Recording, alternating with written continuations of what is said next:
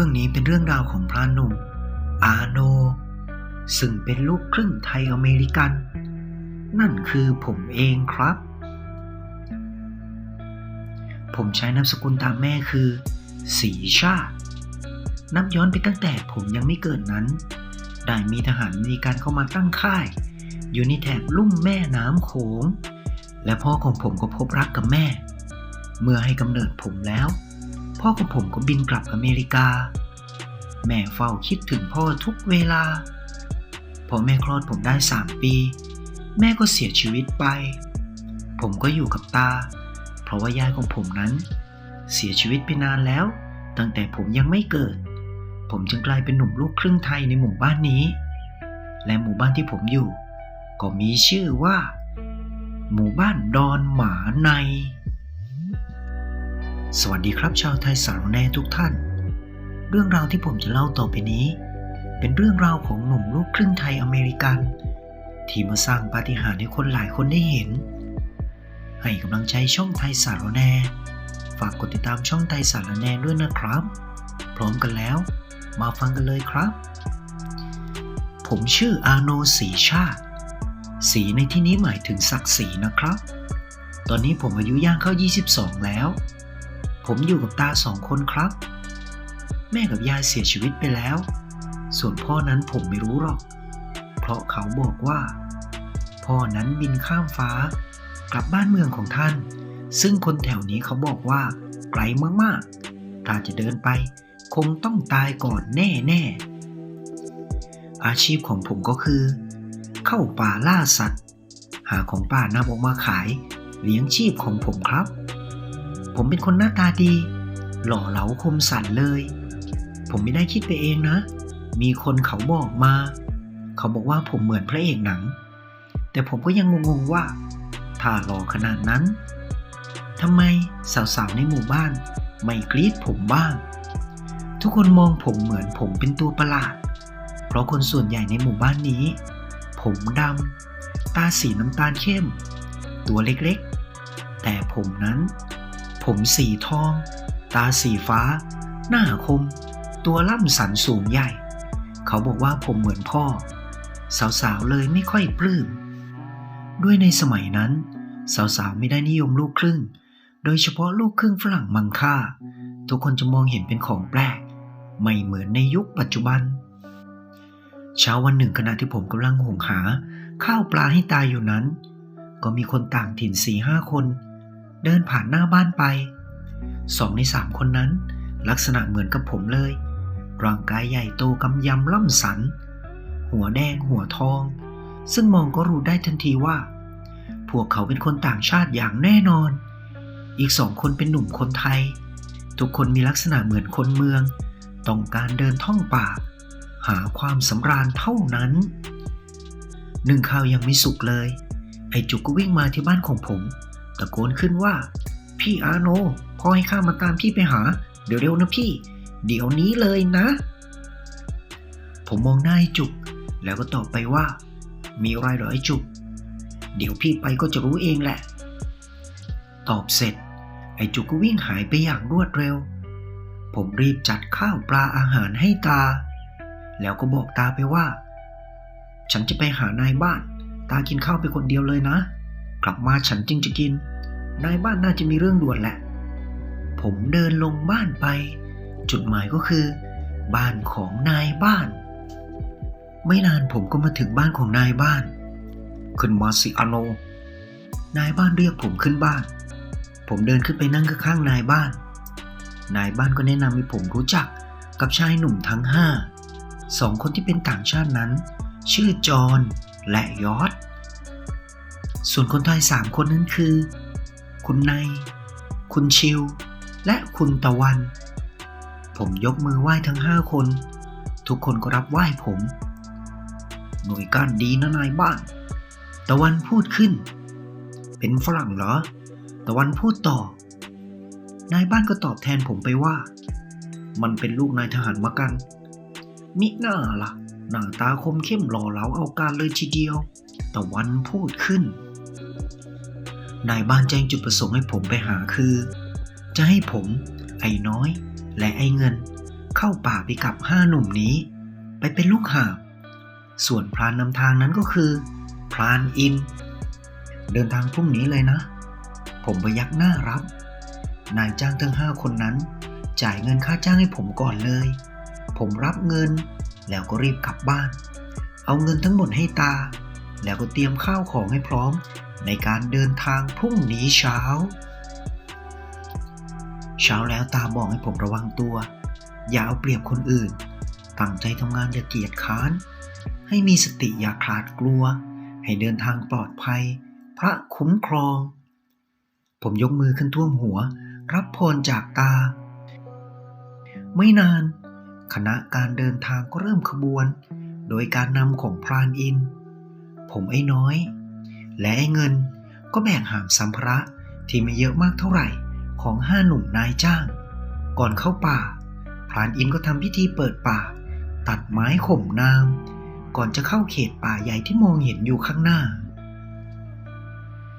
ทั้ง9 คนเดินเข้าป่าลึกเรื่อยๆบรรยากาศรอบๆรกครึ้มไปด้วยป่าไม้หนาทึบอากาศเย็นเยือกเพราะว่าแสงแดดไม่สามารถส่องลงไปถึงพื้นดินได้ต้นไม้รอบๆบริเวณล้วนแล้วแต่ต้นใหญ่ใบหนาสูงลิบลิ่วเสียดฟ้าก่อนเที่ยงของวันนั้นพรานอินทุกคนหยุดกินข้าวเที่ยงตรงใต้ต้นไม้ใหญ่ต้นหนึ่งไม่ห่างจากทานน้ำตกใสเล็กๆที่ไหลรินเอื่อยๆอยู่ไม่ห่างเมื่อทานข้าวเสร็จจอห์นก็พูดขึ้นว่าเย็นนี้พวกเราอยากนั่งห้างยิงสัตว์ในโป่งดินพรานพอจะหาให้ได้หรือเปล่าพรานอินยิ้มให้แล้วก็พยักหน้าแต่ไม่พูดอะไรโดยพรานอินนั้นเป็นพรานที่มีฝีมือระดับต้นๆของหมู่บ้านและถิ่นแถบใกล้ไกลนี้เวทมนต์คาถาก็ใช่ย่อยพรานอินนำทางให้ได้ถือว่าเป็นโชคดีของคณะเดินทางก่อน4 โมงเย็นทุกคนก็เดินทางมาถึงชายเขาลูกใหญ่ที่มองเห็นอยู่ข้างหน้าและไม่ไกลน่าจะมีบ่อน้ำหรือน้ำตกอยู่ใกล้ๆบริเวณนี้เพราะได้ยินเสียงน้ำตกชัดเจนแถมบรรยากาศก็ดูชื้นๆป่ารอบๆแถวนี้ก็เขียวครึ้มทึบทะมึนพรานอินทุกคนหยุดพักส่วนพรานอินเองออกเดินสำรวจรอบๆบริเวณไม่นานก็กลับมาพร้อมกับบอกให้ผมกับน้อยและเงินตัดไม้เตรียมทำห้างไว้ยิงสัตว์คืนนี้ไม่นานห้าง3 ห้างก็เสร็จพร้อมใช้พรานอินบอกกฎข้อห้ามและต้องปฏิบัติในการนั่งห้างให้ทั้งหมดฟังและทุกคนจะต้องปฏิบัติอย่างเคร่งครัดที่สุดถ้าไม่อย่างนั้นการนั่งห้างอาจจะไม่ราบรื่นไม่ได้ยิงสัตว์ตามที่ต้องการที่สำคัญอาจจะมีอันตรายถึงกับชีวิตเลยก็ว่าได้2 ห้างที่ผูกไว้บนต้นไม้ใหญ่กิ่งก้านสาขามากมายนั้นผูกไว้ใกล้กันเดินก้าวไปหากันได้เลย2 ห้างนี่ให้นายจ้างและนายพรานนำทางนั่งอีกห้างหนึ่งอยู่ต้นไม้ถัดไปไม่ไกลกันนักเอาไว้ให้3 หนุ่มลูกหาบนั่งทั้ง3ไม่ได้มีอาวุธติดตัวมาเหมือนนายจ้างกับพรานนำทางพวกเขามีแค่มีดเดินป่ากับหน้าไม้คนละอันเท่านั้นกฎของการนั่งห้างของพรานอินก็เหมือนกับพรานป่าทั่วไปนั่นคือข้อที่1ขึ้นห้างแล้วห้ามลงจากห้างเด็ดขาดจนกว่าจะเช้ากฎข้อที่2ห้ามปัสสาวะลงจากห้างเป็นอันขาดจะต้องมีกระบอกไม้เตรียมไว้ใส่ข้อที่3ห้ามพูดคุยกันเสียงดังห้ามพูดลามกห้ามพูดไม่ดีและเมื่อยิงสัตว์ที่ต้องการได้แล้วให้หยุดยิงให้พอแค่นั้น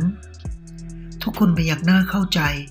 ก่อนจะขึ้นไปประจำที่ห้างของตนบรรยากาศรอบๆเริ่มมืดลงตอนนั้นผมจำได้ว่าป่าที่นี่บรรยากาศเย็นแบบแปลกๆนั่นคือเมื่อมีสายลมพัดมากระทบเข้าที่ร่างกายของผมและเพื่อนของผม2 คนนั้นคือไอ้น้อยกับไอ้เงินพวกผมรู้สึกว่ามันหนาวสะท้านจนขนทั่วตัวผมนั้นมันตั้งชูชันถ้าจะพูดให้เข้าใจง่ายๆก็คือขนลุกสู้ทั้งตัวนั่นแหละครับ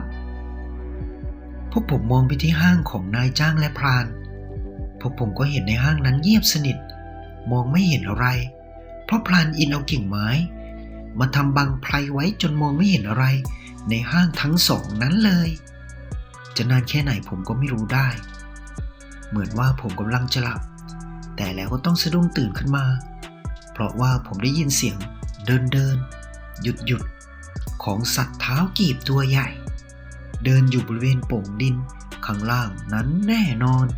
ผมมองดูเพื่อนทั้งสองที่อยู่รวมห้างกับผมก็เห็นว่าพวกมันทั้งสองนั้นตื่นขึ้นมาแล้วเพราะพวกมันหันหน้ามามองหน้าผมแล้วเสียงปืนลูกซองเดี่ยวก็ดังขึ้นติดกัน2 นัดซ้อนพร้อมกับเสียงล้มตึง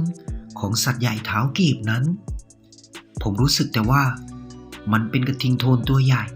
และมันก็น่าจะอยู่แล้วหลาบปากเลยผมคิดแล้วขณะที่ผมกำลังจะหลับสนิทอีกรอบผมก็ต้องสะดุ้งตื่นขึ้นมาอีก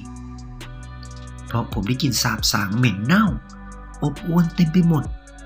ผมรู้ว่านั่นไม่ใช่กลิ่นสาบสางของสัตว์อย่างแน่นอนแต่มันเป็นกลิ่นของซากศพหรือไม่งั้นก็ซากของสัตว์ตัวใหญ่ๆที่เน่าเหม็นอยู่ใกล้ๆผมเอามือปิดจมูกอาการเหมือนจะอ้วกออกมาเพื่อนผมทั้ง2 คนก็มีอาการเหมือนกันกับผมไอ้น้อยพูดขึ้นเบาๆว่ากลิ่นหมาเน่าหรือไงวะผมกับไอ้เงินมองหน้ากันแต่ไม่ได้พูดอะไรแล้วผมก็ได้ยินเสียงเอะอะโวยวายที่ห้างของนายจ้างและพรานมีเสียงปืนดังขึ้นอีก 2-3 นัดมีเสียงร่วงหล่นตุบ2 ครั้งจากห้างของนายจ้างและพรานนำทางหัวใจของผมเต้นแรงด้วยความหวาดกลัวและไม่รู้ว่าเกิดอะไรขึ้นที่ห้างของนายจ้างและพรานความเงียบเข้าปกคลุมทั่วบริเวณอีกครั้งผมกับเพื่อน2 คนมองหน้ากัน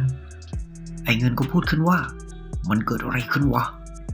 แต่ก็ไม่ได้รับคำตอบจากผมกับไอ้น้อยเลยแล้วหูของผมก็ได้ยินเสียงเหมือนมีตัวอะไรปีนขึ้นมาที่ห้างของผมถามไอ้น้อยกับไอ้เงินว่าได้ยินเสียงอะไรไหมพวกมันสายหน้าไปมาผมก็ซิบบอกพวกมันไปว่ามีอะไรสักอย่างกำลังปีนขึ้นมาอะไรไอ้น้อยถามขึ้น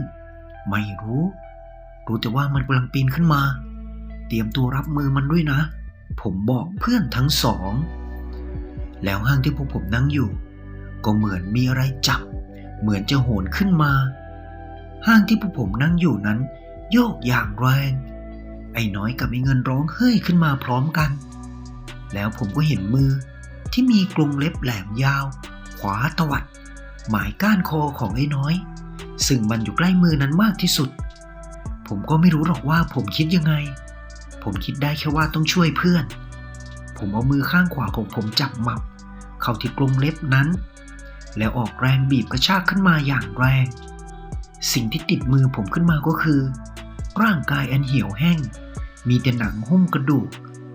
ของตัวอะไรสักอย่างจะว่าลิงก็ไม่ใช่จะว่าบากก็ไม่เชิงหน้าตาเหมือนคนแก่ๆเป็น100 ปีมีเขี้ยวขาวยาวโง้งออกมาจากปากดูน่าสยดสยองยิ่งนัก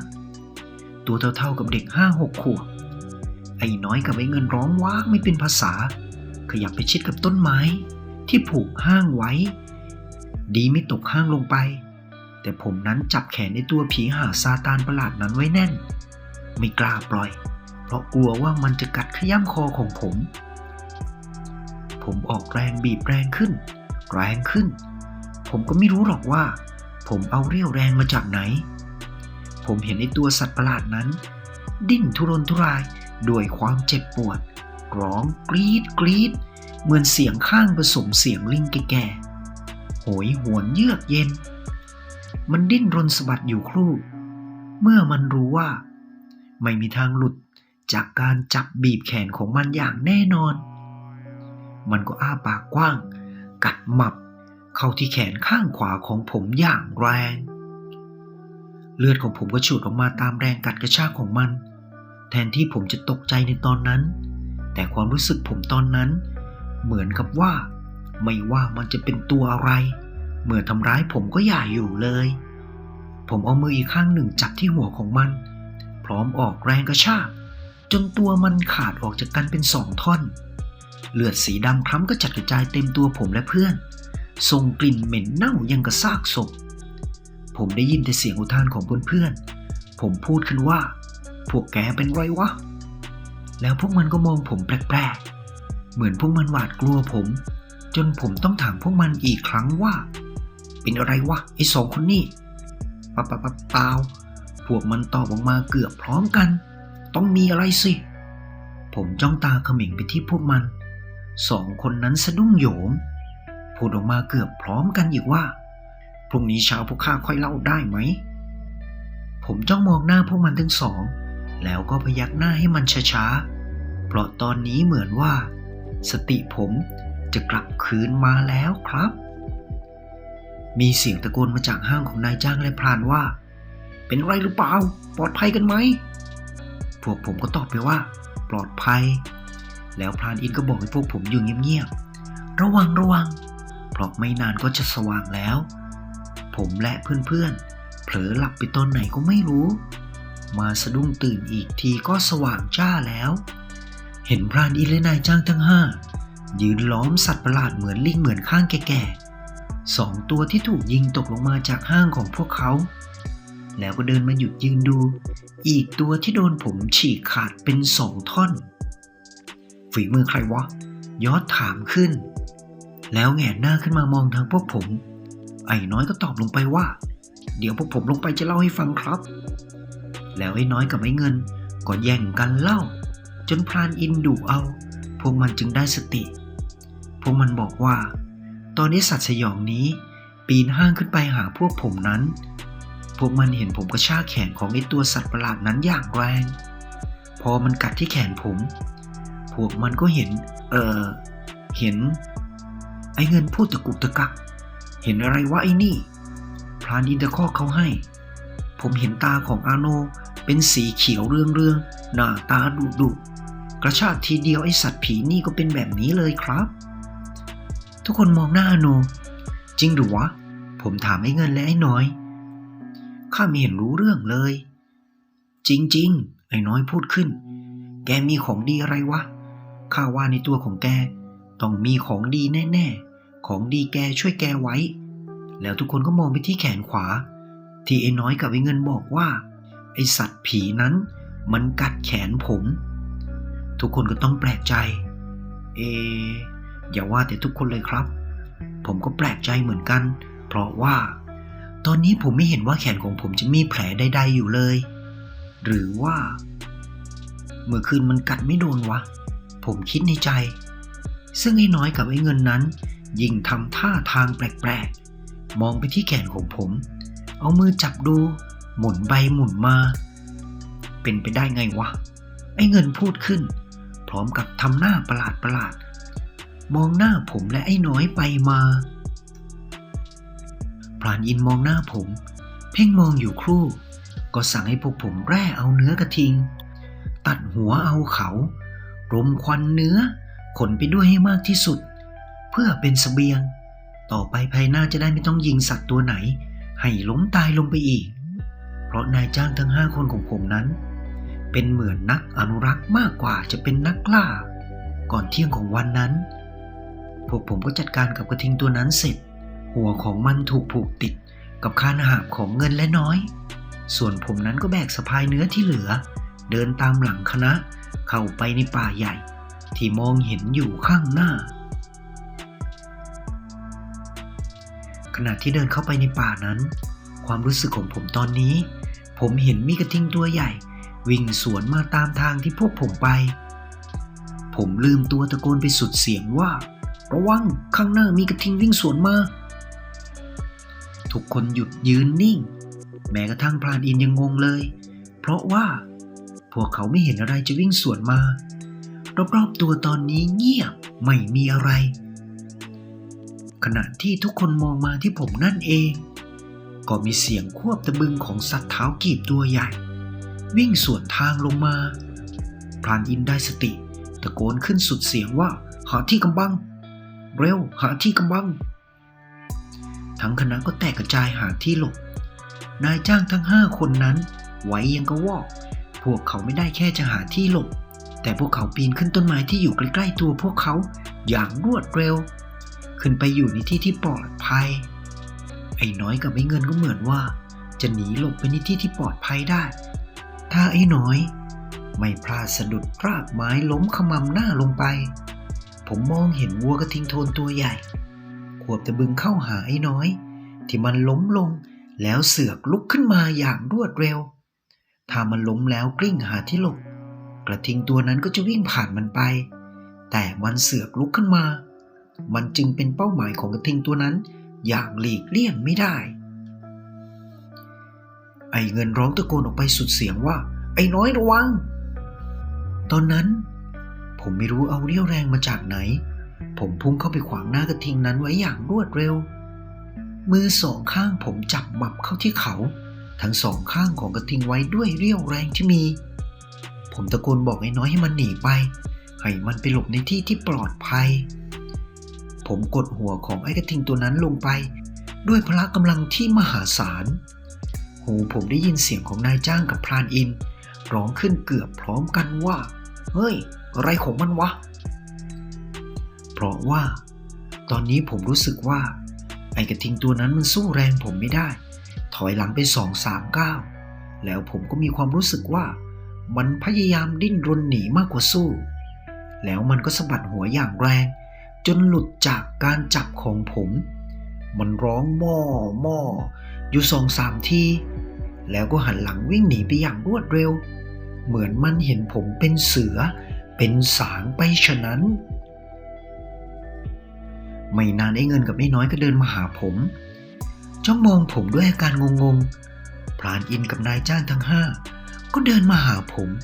จ้องมองผมด้วยอาการแปลกๆพรานอินพูดขึ้นว่าแกมีของดีอะไรวะไอ้อาโนพูดจบก็มองผมด้วยความทึ่งแต่ว่านายจ้างที่เป็นนายฝรั่ง2 คนคือจอห์นและยอร์จนั้นจ้องมองมาที่ผมตาไม่กระพริบพูดออกมาเกือบพร้อมกันว่าแวมไพร์คลิปหน้ามาดูกันว่าทำไมจอห์นและยอร์จจึงอุทานคำว่าแวมไพร์ออกมาทำไมอาโนจึงมีพลังแฝงเพื่อนๆของเขาจะกลัวเขาหรือเปล่าติดตามพรานบ้านๆสายพันธุ์อมตะตอนที่ 2ในคลิปต่อไปให้กำลังใจช่องไทยสารแนกดติดตามได้ที่นี่เลยนะครับขอบคุณทุกท่านที่เข้ามารับฟังสำหรับวันนี้สวัสดีครับ